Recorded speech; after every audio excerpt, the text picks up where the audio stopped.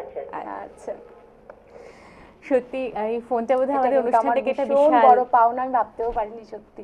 একটা অন্য মাত্রায় পৌঁছে দিল এই সত্যি। অনুষ্ঠানকে এই ফোনটা। এটাই হচ্ছে মানে, এটা কিন্তু একটা সার্থকতা, কিন্তু এটা ঠিক অবশ্যই উনি অবশ্যই ওনার মতো একজন মানে এত বড় শিল্পী, মানে এখনো উনি মানে আগে যেরকম উনি গাইতেন অ্যাজ ইট ইজ ওনার হ্যাঁ, গলা ওনার একই কণ্ঠ শুনে রকম। কখনো ওনার বয়স বোঝা যায় না। সত্যি একদমই মানে না, একদমই না। একদমই না। খুবই সুন্দর বয়স একদম। কখনোই ছাপিয়ে যেতে পারেনি। তো তুমি এইভাবেই তোমার নিজের যে রেওয়াজ সেটা জারি রাখো এবং নিজের চলার পথে একদম লক্ষ্য স্থির রাখো। এরকম আরো অনেক পাওয়া তোমার জন্য অপেক্ষা করে আছে, এবং সেটা বোধহয় আজকের অনুষ্ঠানটা আর একবার প্রমাণ করে দিল।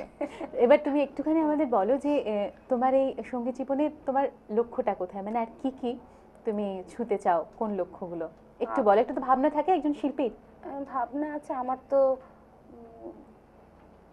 প্লেব্যাক করার ভীষণ ইচ্ছে, যদিও আমি করেছি দুই একটা, সেটা মানে সেরকম বলবো না, কিন্তু আমার ওই দিকটা মানে বাইরের দিকে যাওয়ার খুব ইচ্ছে আছে। হ্যাঁ, আচ্ছা, মানে সেখানে হলে একটু হিন্দি টিন্দি গান টানগুলো তো মানে সর্বভারতীয় আরো যাতে ব্যাপারটা, জনপ্রিয় হয়, জনপ্রিয়, সর্বভারতীয় হ্যাঁ ক্ষেত্রে হ্যাঁ, জনপ্রিয়তা, ওটা তাই আমার তো? হ্যাঁ আমার বরাবরই সেই বাইরে, সেই বম্বের দিকে আমার সব সময় ইচ্ছা বাহ, আছে। এখন খুব যাবো কি যাবো না সেটা পরের ব্যাপার, আমাদের না ভালো সবটুকু লাগে আমার। আমাদের সবটুকু শুভেচ্ছা রইলো। আসলে কথায় কথায় গানে গানে কোথা দিতে সময় কেটে গেছে বুঝতে পারছি না।